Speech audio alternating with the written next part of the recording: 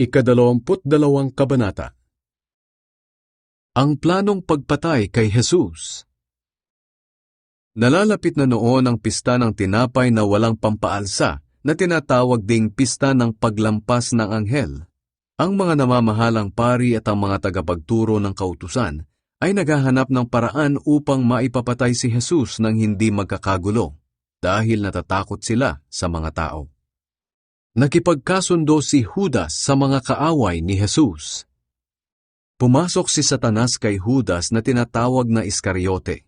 Isa siya sa 12 tagasunod ni Jesus. Pumunta siya sa mga namamahalang pari at mga opisyal ng mga gwardiya sa templo at pinag-usapan nila kung paano niya maibibigay sa kanila si Jesus. Natuwa sila at nakipagkasundo kay Judas na bayaran siya. Pumayag naman si Judas sa kasunduan at mula noon, humanap siya ng pagkakataon upang maibigay sa kanila si Jesus nang hindi nalalaman ng mga tao. Paghahanda ng hapunan para sa pista. Dumating ang pista ng tinapay na walang pampaalsa, at sa araw na ito, kailangang maghandog ang mga Hudyo ng tupa na kakainin nila sa pista ng paglampas ng anghel. Kaya inutusan ni Jesus sina Pedro at Juan. Ihanda ninyo ang hapunan natin para sa pista ng paglampas ng anghel. Nagtanong sila, saan niyo po kami gustong maghanda? Sumagot si Jesus, pagpasok ninyo sa lungsod ng Jerusalem, sasalubungin kayo ng isang lalaking may pasan na banga ng tubig. Sundan ninyo siya sa bahay na papasukan niya, at sabihin ninyo sa may-ari ng bahay, ipinapatanong ng guro kung saan ang kwartong kakainan niya ng hapunan nakasama ang mga tagasunod niya upang ipagdiwang ang pista ng paglampas ng anghel. Isasama niya kayo sa itaas at ituturo sa inyo ang isang malaking kwarto na kumpleto ang kagamitan. Doon kayo maghanda ng hapunan natin. Lumakad sila at nakita nga nila ang lahat ayon sa sinabi ni Jesus sa kanila, at inihanda nila roon ang hapunan para sa pista. Huling hapunan ni Jesus. Pagdating ng oras ng hapunan, kumain si Jesus at ang kanyang mga apostol. Sinabi ni Jesus sa kanila, gustong-gusto kong makasalo kayo sa hapunang ito sa pagdiriwang ng pista ng paglampas ng anghel bago ako maghirap. Sapagkat sinasabi ko sa inyo na hindi na ako muling kakain ito hanggang sa matupad ang kahulugan nito sa araw ng paghahari ng Diyos. Pagkatapos kumuha siya ng inumin. Nagpasalamat sa Diyos at sinabi sa kanila, kunin ninyo ito at paghati-hatian. Sinasabi ko sa inyo na hindi na ako muling iinom ng inuming mula sa ubas hanggang sa araw ng paghahari ng Diyos. Pagkatapos kumuha siya ng tinapay, at matapos magpasalamat sa Diyos, ay hinati-hati niya ito at ibinigay sa kanila. Sinabi niya, ito ang aking katawan na inihahandog para sa inyo. Gawin ninyo ito bilang pag-alaala sa akin. Pagkatapos nilang kumain, ganoon din ang ginawa niya sa inumin. Kinuha niya ito at nagpasalamat sa Diyos at sinabi, ang inuming ito ang bagong kasunduan na pinagtibay ng dugo kong mabubuhos ng dahil sa inyo. Ngunit makinig kayo, kasalo ko sa mesang ito ang taong magtatraidor sa akin. Sapagkat ayon sa itinalaga ng Diyos, ako na anak ng tao ay papatayin, ngunit nakakaawa ang taong magtatraidor sa akin. Nagtanungan sa isa't isa ang mga tagasunod niya kung sino kaya sa kanila ang gagawa noon. Ang pagtatalo tungkol sa kadakilaan. Nagtalo-talo ang mga tagasunod ni Jesus kung sino sa kanila ang pinakadakila.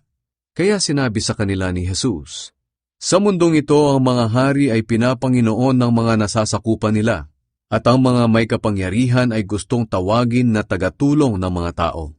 Ngunit hindi kayo dapat maging ganoon. Ang mas mataas ay dapat magpakababa, at ang pinuno ay dapat maging tulad ng isang tagapaglingkod.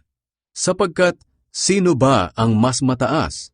Ang pinaglilingkuran o ang naglilingkod? Siyempre ang pinaglilingkuran. Ngunit naglilingkod ako sa inyo, kahit na ako ang Panginoon ninyo. Kayo ang nanatiling kasama ko sa mga pagsubok na dinaranas ko. Kaya kung paanong binigyan ako ng aking ama ng kapangyarihang maghari, kayo rin ay bibigyan ko ng ganoong kapangyarihan. Makakasalo ko kayo sa aking mesa sa aking kaharian, at uupo kayo sa mga trono upang mamahala sa 12 lahi ng Israel. Sinabi ni Jesus na ikakaila siya ni Pedro. Sinabi ni Jesus kay Pedro, "Simon, makinig kang mabuti. Humingi ng pahintulot si Satanas sa Diyos na subukin niya kayong lahat tulad ng pag-aalis ng ipa sa mga trigo. Ngunit nanalangin ako para sa inyo, na huwag manghina ang inyong pananampalataya.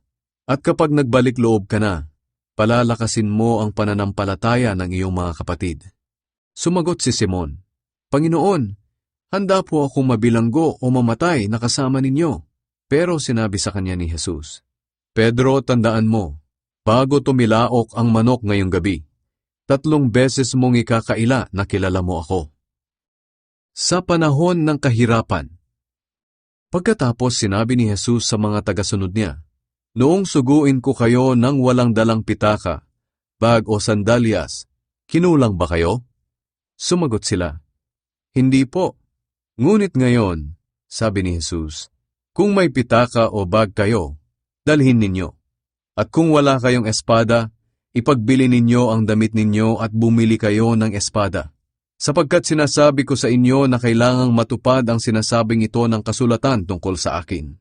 Itinuring siyang isang kriminal, at natutupad na ito ngayon. Sinabi ng mga tagasunod niya, "Panginoon, may 2 po kaming espada." "Tama na iyan," sagot niya. Nanalangin si Jesus sa bundok ng mga Olibo. Lumabas si Jesus sa Jerusalem at gaya ng nakaugalian niya, pumunta siya sa bundok ng mga Olibo. Sumama rin ang mga tagasunod niya. Pagdating nila roon, sinabi niya sa kanila, "Manalangin kayo upang hindi kayo madaig ng tukso." Iniwan niya ang mga tagasunod niya at lumayo ng kaunti. Pagkatapos, lumuhod siya at nanalangin, "Ama, kung maaari ay ilayon niyo sana sa akin ang mga paghihirap na darating. Ngunit hindi ang kalooban ko ang masunod, kundi ang kalooban ninyo." Nagpakita sa kanya ang isang anghel mula sa langit at pinalakas siya. Dahil sa paghihirap ng kanyang kalooban, lalo siyang nanalangin ng taimtim, at ang mga pawis niya ay parang dugo na tumutulo sa lupa. Pagkatapos, tumayo siya at binalikan ang mga tagasunod niya, pero nadatnan niya silang natutulog dahil napagod sila sa matinding paghihinagpis. Kaya sinabi niya sa kanila, "Bakit kayo natutulog? Bumangon kayo at manalangin, upang hindi kayo madaig ng tukso." Ang pagdakip kay Jesus. Nagsasalita pa si Jesus nang dumating ang maraming tao. Si Judas na isa sa 12 tagasunod ang nangunguna sa kanila. Nilapitan niya si Jesus at hinalikan. Sinabi ni Jesus sa kanya, "Judas, tinatraidor mo ba ako na anak ng tao sa pamamagitan ng isang halik?" Nang makita ng mga kasamahan ni Jesus ang mga nangyayari, sinabi nila, "Panginoon, tatagain na ba namin sila?" At tinaga ng isa sa kanila ang alipin ng punong pari at naputol ang kanang tainga nito. Pero sinaway sila ni Jesus, "Tama na iyan." Hinipon niya ang tainga ng alipin at pinagaling ito. Pagkatapos kinausap ni Jesus ang mga namamahalang pari, mga opisyal ng mga gwardya sa templo, at ang mga pinuno ng mga Hudyo na naroon upang dakpin siya. "Isa ba akong tulisan? Bakit kailangan pa ninyong magdala ng mga espada at mga pamalo upang dakpin ako? Araw-araw akong nasa templo at naroon din kayo. Bakit hindi niyo ako dinakip? Ngunit ito na ang pagkakataong ibinigay sa inyo upang dakpin ako. At sa sandaling ito ay nag-ahari ang kadiliman." Ipinagkaila ni Pedro na kilala niya si Jesus. Dinakip nila si Jesus at dinala sa bahay ng punong pari. Sumunod naman si Pedro pero nasa malayo siya. Nagsiga sa gitna ng bakuran ang mga naroon at naupo sila sa paligid ng siga para magpainit. Nakiupo rin si Pedro sa kanila. Nakita siya ng isang utusang babae sa tabi ng siga at tiningnang mabuti. Sinabi ng babae, "Kasamahan din ni Jesus ang lalaking ito." Pero itinanggi ito ni Pedro, "Babae, hindi ko siya kilala." Maya-maya may nakakita na naman sa kanya at nagsabi, "Kasamahan ka rin nila, di ba?" Aba, hindi, sagot ni Pedro. Pagkalipas ng isang oras, iginiit naman ng isa. Totoong kasamahan din ni Jesus ang taong ito dahil taga Galilea rin siya. Pero sumagot si Pedro, hindi ko alam kung ano ang pinagsasabi mo. At habang nagsasalita pa siya, ay tumilaok ang manok. Lumingon ang Panginoon at tiningnan si Pedro.